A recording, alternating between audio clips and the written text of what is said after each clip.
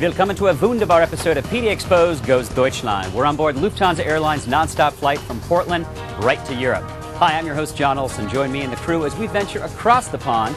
We'll start off our trip in Frankfurt, which happens to be Lufthansa's gateway to Europe. So, come along, grab a seat, buckle in, and enjoy the show.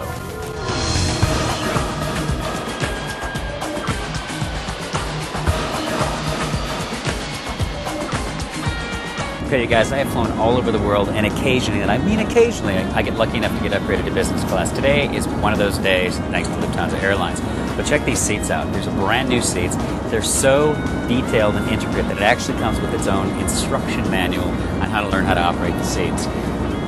You got a remote control, you got the manual, you got about 9.5 hours to Frankfurt. I think I'll have it figured out by then.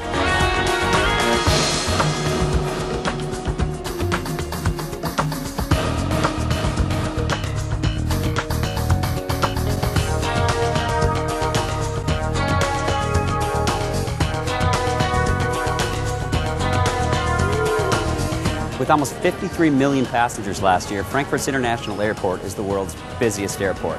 It's also Germany's largest employer at a single location, employing almost 70,000 people. Now that's larger than my hometown in South Dakota, and as you'll see, this is truly a city within itself.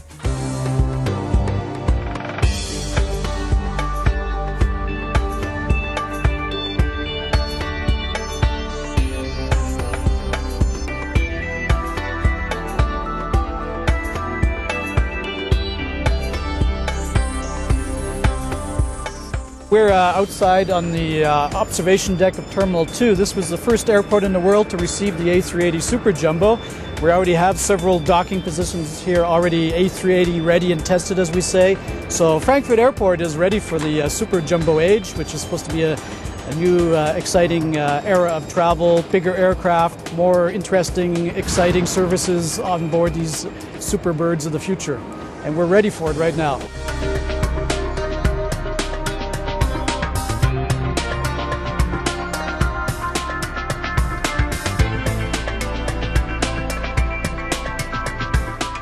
Now, this is definitely something unique to Frankfurt's airport. We don't have anything like this. This is something pretty special. This is the Reisemarkt, which is German for travel market, and that's essentially what it is. It's a marketplace for travel companies offering a lot of last-minute deals.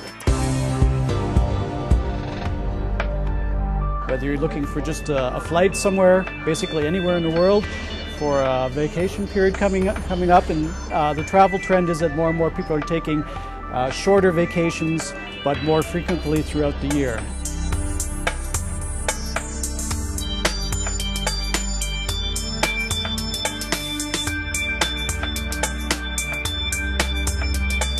So less than like a minute walk from check-in, you've got this mall. You feel like you're in a fancy mall. Yeah, we have very elegant shopping areas. This is a new one that opened in time for the World Cup influx of passengers last year. It's called the Shopping Boulevard.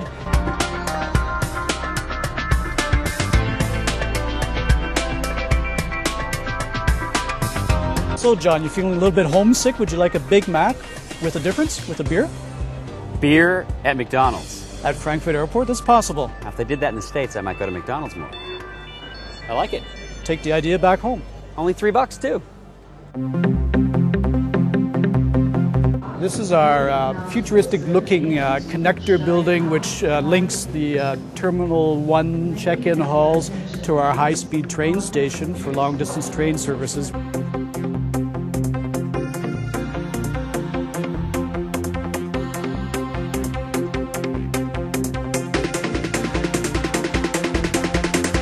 Now there's so much light in this particular room that we even have palm trees over there, I notice. Yeah, those are real palm trees. We're in the long-distance train station here at Frankfurt Airport. This is where the air and rail worlds converge here at Frankfurt Airport.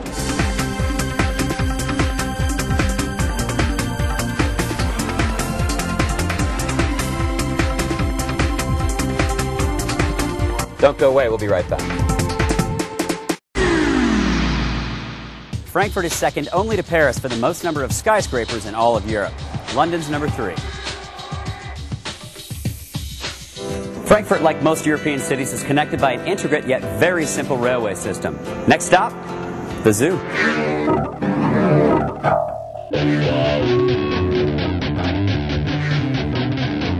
Founded in 1858, Frankfurt's Zoological Garden is one of the world's oldest zoos. The 32.5-acre site has more than 4,500 animals representing over 600 species.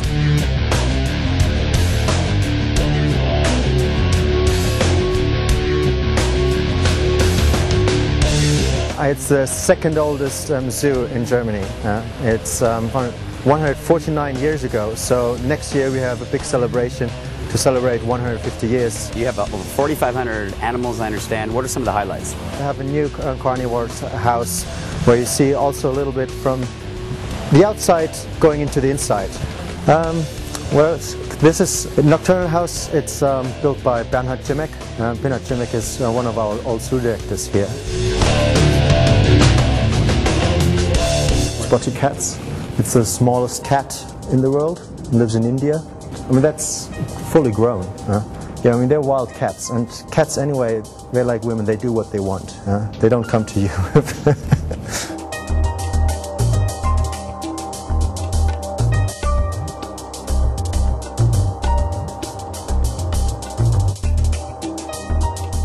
Not only have I never seen this animal, I've never heard of this animal. What is this guy? It's in German you call it Kleinkanchil, and in English it's chevronten. It's from Southeast Asia, so Sumatra, Indonesia, and it's the smallest hoofed animal in the world. So it's kind of like a small deer. You can see the those teeth, and that reminds you a little bit from a deer.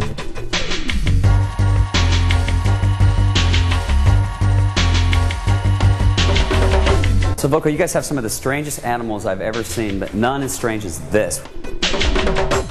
It's a North American cameraman. Oh wow, I have never seen anything like that. Do you guys, you don't breed that, do you? Oh, we'll try, but it's a little bit difficult. We only have one specimen right now, so we're just looking for a female cameraman.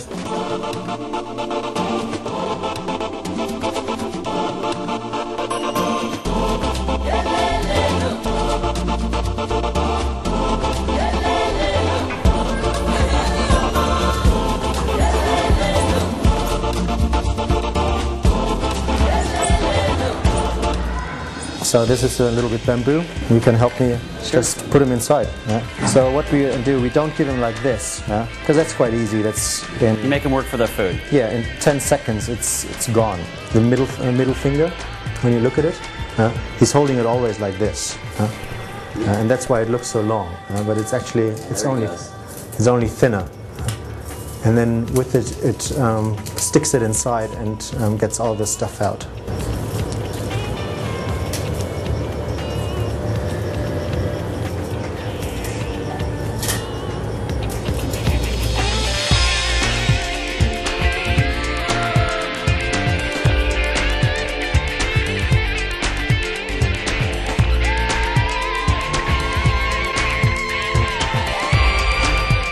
Okay, we're going now to the artwork enclosure. If you want to, you can wear one of the helmets. It's voluntary. I don't force you to, but don't blame us. Don't blame us. And he's got it on camera. So those are artworks. They're from Africa. When you're on a safari in Africa, you can only see them during the night. So they're nocturnal animals.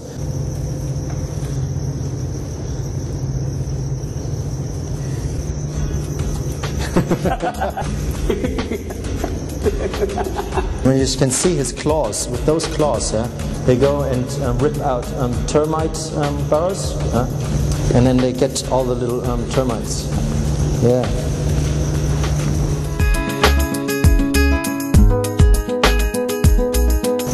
So this is the food. It's made out of supplements. It has all the minerals inside. It has crushed up insects, meat stuff, so everything what they need. So we're now in front of the ape house. Oh yeah, I've seen these. Sean, this way.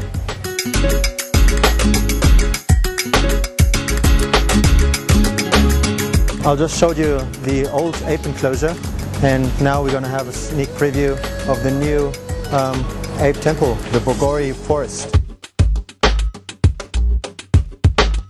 So what you see here, later on, we're going to be on a little island just in between the gorillas. We have big holes in the ceiling for them. This is one of our entry spots for the public. What we're going to have here is we're going to have Goretza colobus on the right hand side. And over here we're going to have drills. Those are little monkeys. And in the middle part we have a rainforest enclosure. Because what we want, the people, they come in, give them an illusion, they are now in the rainforest.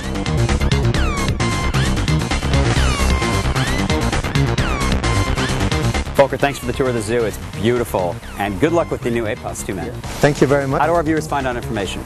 Just go on the internet, Frankfurt Zoo, into any search engine, and you will find, and our zoo will pop up for that. Now you have some friends you want to say hello to back in Portland. Yeah, Adam, hopefully you see that, and all the other people from Rex Putnam High School, keep on rocking. All right.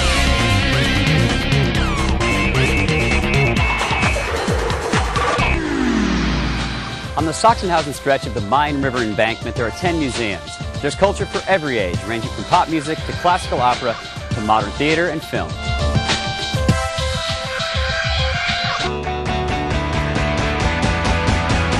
The city of Frankfurt, much like Portland, is a fabulous walking city. So we've got a special treat today. We're going to go on a walking tour, courtesy of the German National Tourist Office and the Frankfurt Tourist Office. They're hooking us up with a guy named Jens. Don't really know who Jens is yet, but I'm supposed to meet him at the Goethe statue. Can't be that hard to find. You must be Jens. You must be John. I am. How'd you know? You look like an American. I can't help that. Perfect. Welcome to Frankfurt. Thank you, and thank you for taking us on this walking tour. It is my pleasure. What are we going to see? Contrasts. We call Frankfurt the city of contrasts and oppositions. So everything is a little bigger, a little smaller, black and white.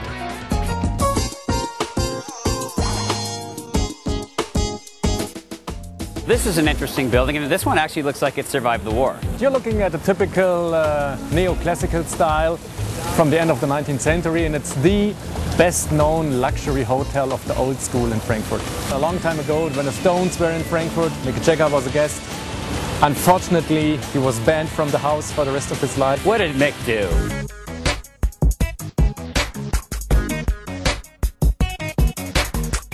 Money and banks, the financial capital. What you see there is the largest bank in Germany. It's called Deutsche Bank.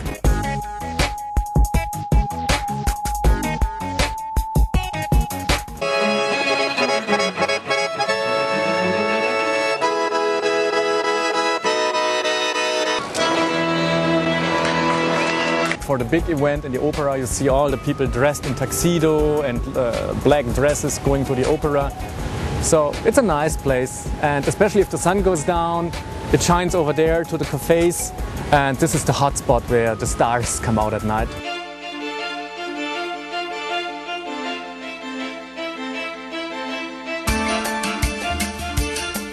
The Alte Oper, the old opera, was originally built in 1880 to house the opera.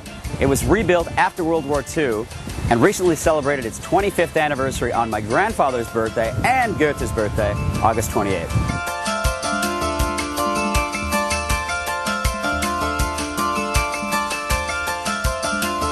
Okay, Jens, this we have a lot of in the U.S., especially in Portland, but this, what is this? That's very special. It's a small BMW, and it has a safety device. So if you crash, you're protected in a kind of a steel cage here. So John, now we will have a view on Frankfurt from the top.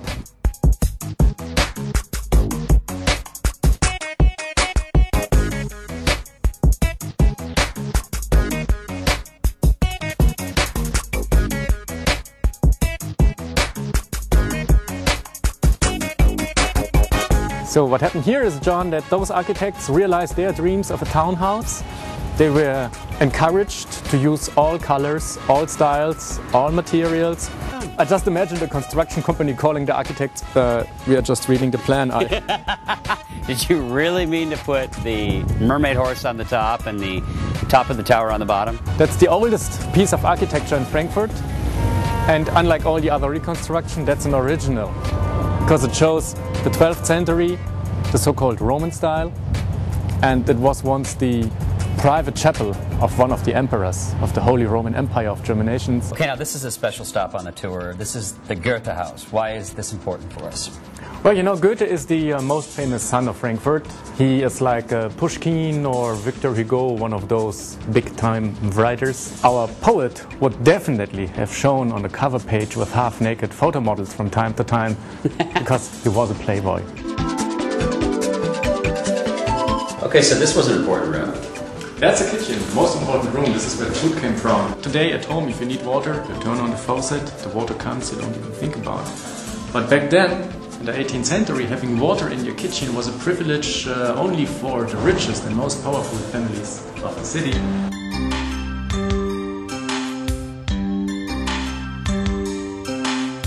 Close to the kitchen, here they had breakfast. Another sign of luxury is the heater. Today, of course, the heater or an air conditioner is no big deal, but again, in the 18th century, having a heater in each and every room shows once again that this is the high-end version of lifestyle. What's this room? That's the room for special occasions. Here they had weddings, for example, birthdays, or, as you know already, they were kind of high society on the weekend.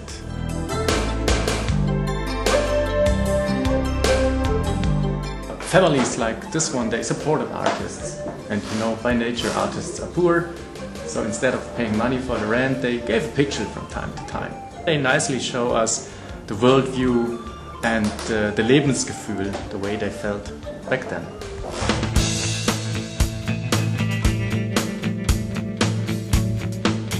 Today we have internet, Amazon.com, bookshops, universities, libraries, but having access to books in the 18th century is an extreme privilege that only he enjoyed, and this is the biggest collection.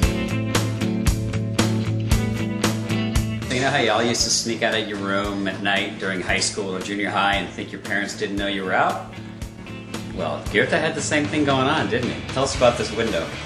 When Goethe was a teenager, somebody to build in here these special windows, and then in this seat the father spends the night hours waiting for his useless son. Okay, this is a special room in the house that actually makes girls cry.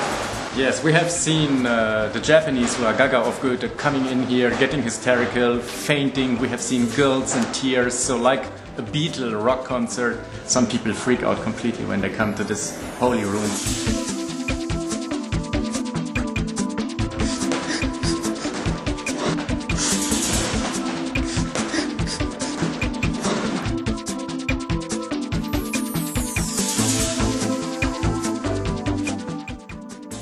Hey man, thanks for the tour of the Goethe house, and you know, it's very cool to see how people lived back then, but I think the coolest part for me, not knowing a lot about Goethe, was learning about what a fun guy that he was. I think we would have been good friends.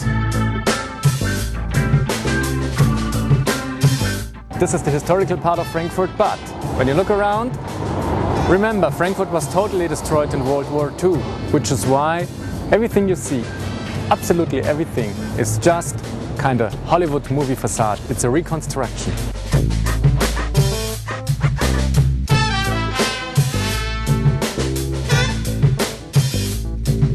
All right, Jens, we've been seeing these bikes all over the place. Now, other than the obvious, they're bikes.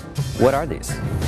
This is another contribution to reducing the pollution. All you have to do is you pick your mobile phone, you punch in the number you see, then the computer voice gives you a PIN code. And the cost isn't that much, is it? They charge your credit card, and if you go like half an hour, it might be €1. Here you'll find everything you need for food from all over the world. There are spices from India, wine from Italy, fishes from France. This is the place for the gourmets in Frankfurt to buy food, and it's also the place to get a typical German sausage.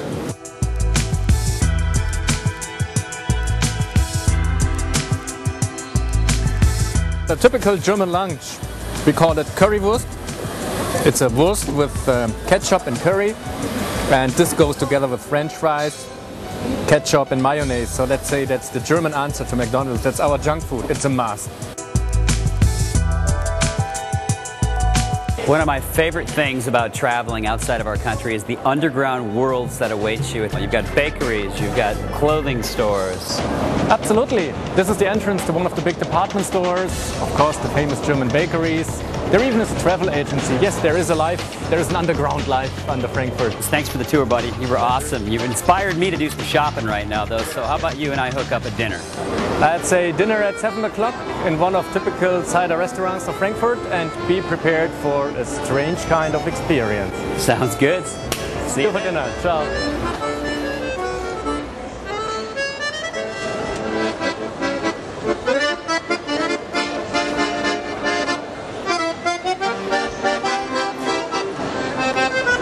At least 332 banking institutions are either based or have a branch office here in Frankfurt.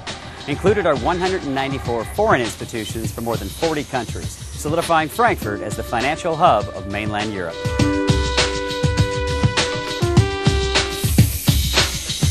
On January 1st, 1999, the European Monetary Union introduced the euro to be used by all financial institutions and member nations. On January 1st, 2002, the euro became the standard currency for everyday transactions in all member nations.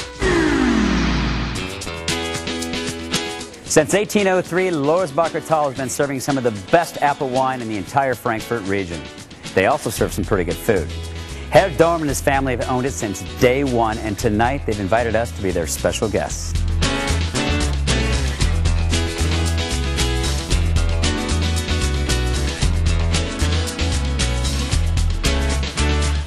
Alright, so here we have a rippchen. That's a piece of pork meat which is simply boiled into the water. Warm wird und aber, ne, dass sich auskocht, ne? So what happens here, it will just shortly be heated. It shouldn't boil too long, just a few minutes in the hot water. That's it, that's the whole trick.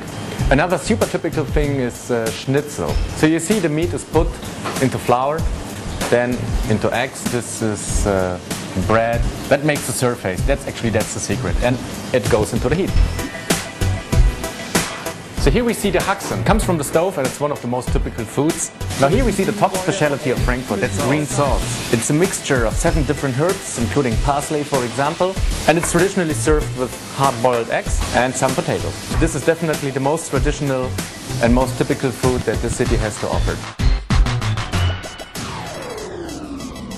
Okay, John, this is one of the specialties. It's the pork meat, which is cooked, and it's served traditionally with mashed potatoes. Here comes number 2, the typical German schnitzel. You know, the Germans would die for the schnitzel, and even if they travel the world, they will always order a schnitzel wherever they go. This has been cooked in water, as we just saw on the TV before, and this is the alternative. You can also put it in the pan and fry it, and that's the alternative.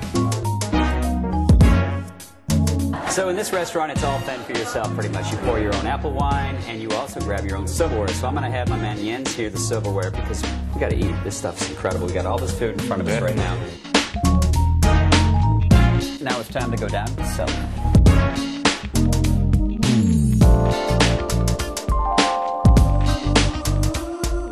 From the time that you get the apples, you press the apples, to the time that we drink it. What's the time process? Basically, the harvest is brought in on September or October. Then they slowly start the fermentation process, wine which we call Rauscher. And this they are selling in the cider restaurants for a couple of weeks, and then after 3 or 4 months, the wine stabilizes. So for roughly 1 year they serve the wine, but not longer. Then it's done. What we have here is something you don't find very often in Frankfurt. It's an old tradition, and it's about craftsmanship, it's about quality. So in a cider restaurant like this, while they might serve beer in bottles, this is where the pride is.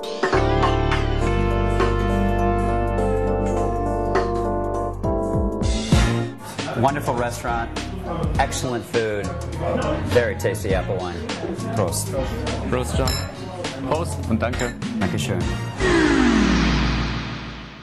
We hope you enjoyed our tour of Frankfurt, a true international city full of contrasts. Thanks to Lufthansa Airlines for getting us here, and thanks to the German National Tourist Office for setting up these tours with these fantastic people here in Frankfurt. We had a great time, so vielen Dank. Thanks also to our sponsors, Comcast, American Laser, Latitudes, London Influence, and the Showroom. We'll see you next time from the beer-drinking capital auf der Welt, München. See you next time from Munich. Make good memories, everybody.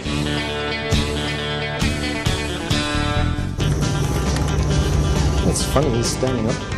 Frankfurt is truly a city of contrast. Oh, wind again. Oh, what a fun guy. I think we would have been good friends. Guess you're right. You're just taking my word for it? You told me a lot about you. cut. This guy's getting married in 2 weeks. This is why this is happening here. I love what you guys do in your country. Now, fast, open it and shoot! I love your customs.